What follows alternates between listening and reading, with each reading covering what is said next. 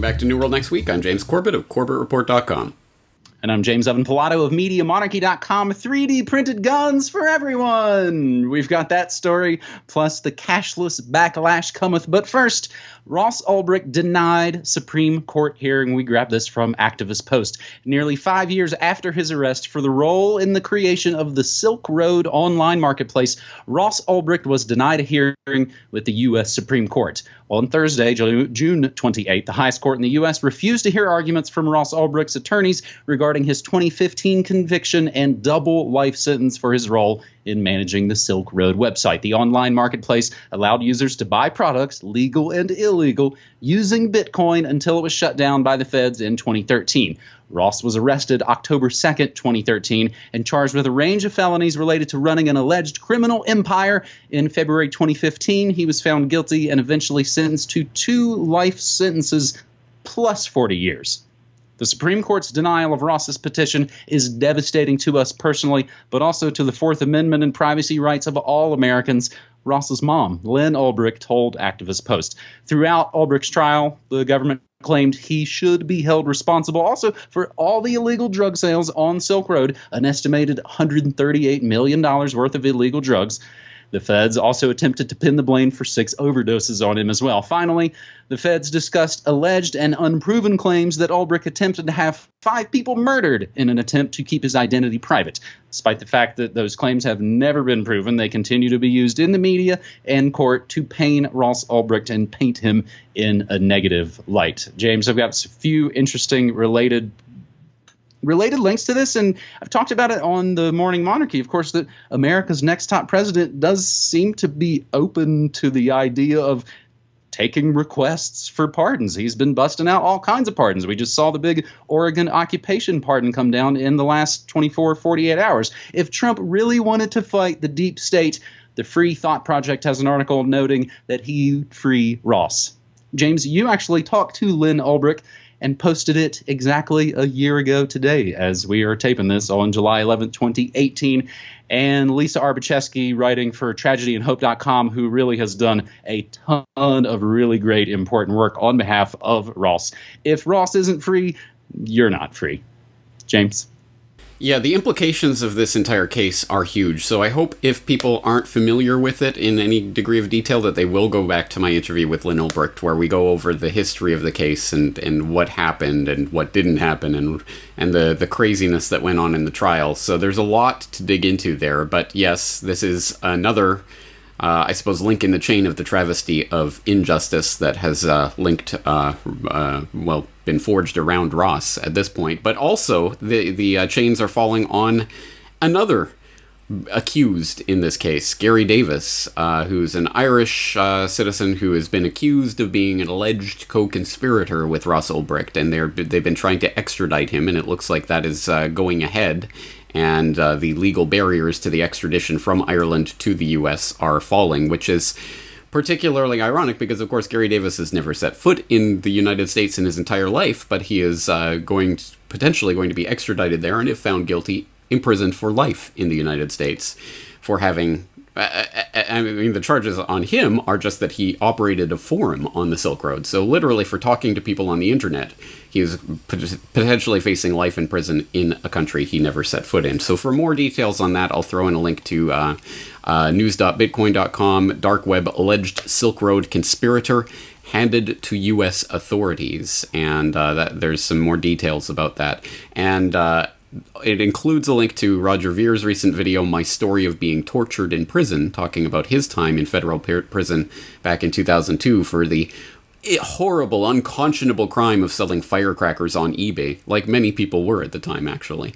back in 2002, 2003. So that's quite a video. I hope people will take a look at that and realize that this injustice is still going on and is about to probably engulf another person. So again, I think people need to understand what's happening, and I think that the gist of the Tragedy and Hope title is correct there. If Ross isn't free, neither are you. And this is going to affect everyone and what they can and cannot do on the internet, more on which I suppose we'll be talking about in different aspects later. That link, again, from tragedyandhope.com, actually contains a whole wealth of other kind of research to get on this, what is admittedly a giant story. James, of course, you and I, at the beginning of a lot of these episodes, before we start to roll tape, realize that these are big, complicated stories that we are in some ways trying to kind of drill down and get across in kind of a bite-sized way. But of course, it's always a bit more complicated than that. So, of course, everything we say will always be mentioned down in the show notes. James, of course, you're mentioning all this extradition. Of course, we've got Kim.com on kind of a different note, also kind of reaching kind of the last straws of his fight against being extradited to a country he's never set foot in and never ran a business in. Our second story this week on New World Next Week, episode 346, takes us to technocracy.news as the Cashless Backlash. It's kind of a tongue twister, but the movement's taken heat from lawmakers. The global cashless movement has reached, of course, the District of Criminals, where a growing number of fast casual and other establishments are saying no to the greenback in favor of plastic and mobile payments. Sweet Green, a national salad chain, went cashless in most of its locations last year. Other spots include a frozen yogurt shop downtown, posh wine bar, and a beer store. Soon, however, they might be breaking the law. Critics of no cash policy say they shut out the 1 in 10 city residents who don't have bank accounts and undocumented immigrants who can't easily sign up for cards. Some people also pay in cash so they can better track their spending or to avoid having their card information stolen. Heeding these concerns, several lawmakers have introduced a bill to require retailers to accept cash. By denying the ability to use cash as a payment, businesses are effectively telling lower income and younger patrons that they are not welcome, so said Councilmember David Grasso. His bill is among the pockets of resistance forming against the cashless trend, which has taken hold in countries such as Sweden and India, where mobile payments are gaining popularity. Of course, in Sweden, it's also getting really popular to just inject yourself with microchips. Similar legislation was unsuccessfully introduced in Chicagoland last year. Massachusetts has an obscure 1978 pro-cash law on the books, but the State Retailers Association says it doesn't seem to be enforced, and state officials haven't offered any guidance. Other restaurateurs say refusing to take cash is disrespectful to their customers. Perhaps unsurprisingly, and I think we've maybe talked about this, James, if not on New World Next Week, then I know certainly somewhere in the media monarchy kingdom, Visa, big credit card company. They have been a major booster of the cashless movement.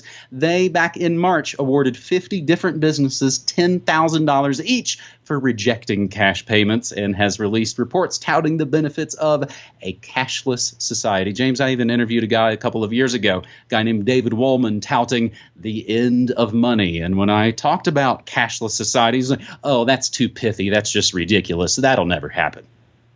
James? Yeah, this is an interesting story. I mean, first of all, I think we can put it in the good news category insofar as the backlash against the cashless society is, I think, what myself, I assume yourself, and I assume most of the people watching this are looking forward to. Yes, no, we should not be marching blindly into the cashless future for all sorts of reasons. The surveillance and control that comes along with that, including the implied control that comes from the banks basically then being arbiters of who gets to operate in the economy and who doesn't.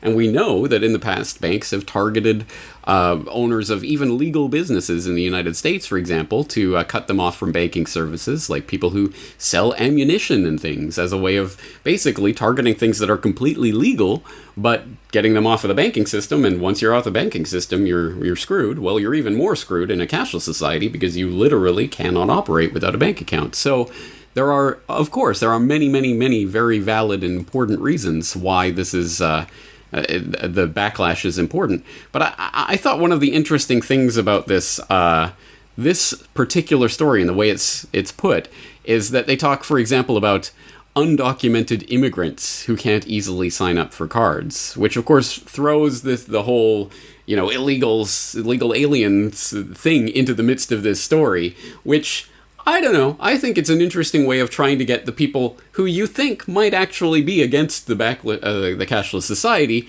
to get them on the other side of this issue, in the sense that, the illegal aliens, well, we don't want them participating in the economy. They should have to have a bank account. Maybe we do need cashless. I think there's maybe that kind of, counter counter spin going on right in the middle of this article, so when they throw that issue into there. But anyway, as I say, I think everyone can agree that we do not want the total, complete surveillance, tracking, control grid that comes along with the cashless society, so the backlash against it is good. And let's hope that this spreads around the world, because as I'm sure all of our viewers know, this is a phenomenon that's taking place all around the world and really far advanced in certain Scandinavian countries and places now where, you literally can't ride a bus or anything with cash anymore. It's getting that way in a lot of places around the world. We need the cashless kickback because this is the end of any semblance of freedom from the control grid, the banking grid, all of this. You will be on the grid at all times in all ways. And so cash is one of those canaries in the coal mine when it comes to whether or not you even have the possibility of potentially maybe one day going more or less kind of off-grid.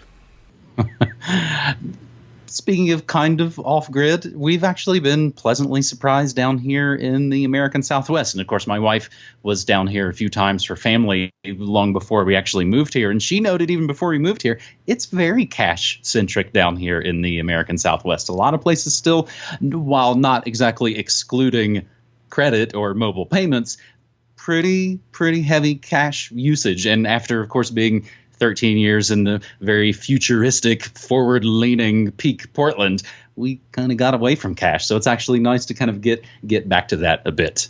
James, I think, as we go through this episode, the news gets maybe a little bit better. And you've been laying little clues along the way as we reach our third and final story on this New World Next Week episode. DOJ settles suit in a landmark win for 3D printable guns. Back in 2013, hotshot crypto anarchist Cody Wilson warned the world that downloadable guns were imminent and gun control as we knew it a mere fantasy. Some 5 years later, fresh off a huge effective win against the State Department, which allows for Wilson to post his 3D printable gun files online, Cody Wilson now says gun control is officially dead and he killed it. I barely put $1 million into this and I got you the Second Amendment forever, he boasted to the Daily Wire. What's the NRA done for you lately? Due to the terms of the surprising settlement of the United States government, Cody Wilson can begin posting his open-source technical data, including files for every gun up to .50 caliber that is available through commerce, meaning any gun that would be available for legal sale. He's allowed to do it on the full moon, July 27th, an irrevocable content dump which renders gun control efforts increasingly futile. Moreover, in the settlement, quote, the government expressly acknowledges that non-automatic firearms up to .50 caliber, including modern semi-auto sporting rifles such as the popular and feared AR-15 and similar firearms, are not inherently military. In other words, the handful of liberal states that currently ban assault weapons like the AR-15, such as New York State, via the SAFE Act, they could potentially face legal challenges. The takeaway from this, which is, again, as I noted earlier, a largely complicated story, the real simple, pithy takeaway line, it's kind of like GitHub for guns. James, this was new news to you. And again, where we started to roll tape, we were looking through this going, this is a complicated story, and there's a lot of stuff to suss out, including, of course, a giant legalese settlement. James? Yeah, exactly. So yes, this is brand new to me. I'm just learning about this. So with all those caveats in place that I'm just getting this kind of as it's being summarized in these articles, I'm looking for any sort of text of this settlement anywhere online. I don't see it anywhere. So I'm assuming it isn't online at this point in any form. I don't know. We'll keep digging. If anyone else out there finds a link to the actual settlement, so we can actually get into the flesh and bones of this, that would be great. But just based on the fact that apparently a settlement has been reached, and apparently on July 27th, these files are going to be free and out there and out in the wild as they were always meant to be, that is good news. And that's good news of a form that is precisely what I am constantly trying to hammer home to people. And you can get a sense of this from my article a couple of years ago, Decentralize Everything, How to Avoid the Technocratic Nightmare. And I talked specifically about the Liberator in that. For people who don't know about the Liberator, the 3D printed handgun that Cody Wilson pioneered a few years ago with Defense Distributed, that kicked all of this brouhaha off. You can't do that. You can't do that. So this is the type of good news that I think is fundamentally important, because it's not, oh, well, if we vote in the right guy, then he promises the right thing and actually follows through with the promise, then we can change the rules so that they'll allow us to do this thing that we want to do until the next guy gets into power and takes it all back, or, and then we end up playing the political game forever and ever and ever, and they keep moving the goalposts further and further down the field until, oh, hey, we're in this technocratic nightmare. How did we arrive here? Whereas the real solution to this, as I'm always saying, is what you can actually do to physically affect the real world. Well, here you can, who cares? Second Amendment? No Second Amendment. Who cares what regulations they put in place? What license, what piece of paper they say you have to have in order to get permission to own this or that firearm? When you can literally create your own firearms, download the blueprints and print them off in your 3D printer, that nullifies any attempt at regulation. That is the idea of real resistance and real solutions to these problems. It has nothing to do with the political football game that they get you to obsess about all the time. It's about, it doesn't matter what they say, here it is. You can do it yourself. That's the type of thing I love. That's why this idea is so important. And it doesn't even matter about the gun issue itself. Whatever you think about guns and whatever. No, that's not the point. The point here is this is something you can do that completely nullifies any attempt at the government to regulate your actions. Now that, again, that's the type of solutions and things that I think are truly revolutionary. So hats off to Cody Wilson for doing this. I'm going to put out the feelers to see if he'll come on the program to talk about this. I don't think he will, but hey, if anyone out there knows Cody Wilson and wants to get in touch with him, tell him to come on the Corbett Report. I would love to talk to him about this and get the word out about this, because this is, as I say, this is exceptionally important. This is the type of true solution that doesn't come along nearly often enough. But hopefully, with examples like this, people can start to think about how to apply this in other ways and in other places. I've been saying for the last couple of years the CBD toothpaste is out of the tube as it relates to the cannabis revolution. I'll have to maybe come up with some sort of saying as related to this, because, again, it nullifies it. If everybody's growing it, there's no way to stop it. It's kind of my analogy for a lot of different things. So, James, the last few bit of good news notes here as we wrap up a relatively good news themed episode of New World Next Week. Speaking of the interwebs, nearly half of social media users deleted one account in the past year. A lack of trust in websites like Twitter and Fedbook have prompted 40% of people with social media accounts to delete at least one of them in the past year. That sounds like a good start. And the long-awaited return of the spin-off Good News series from New World Next Week, Good News Next Week, the return of Hemp for Victory. Talked about 3 stories on there. The shadow economy keeps crime down, pushing back on the police state in the Big Easy. And after 80 years, the U.S. Congress critters work on undoing hemp prohibition. That is the latest episode of Good News Next Week. And, of course, I always like to remind folks at the end of these episodes, I stream news, music, and memes Monday through Friday, 9 to 5 Pacific time at MediaMonarchy.com/listen. James? All right. Well, looking forward to next week. James, thanks again for 3 stories. All right, buddy. Take care.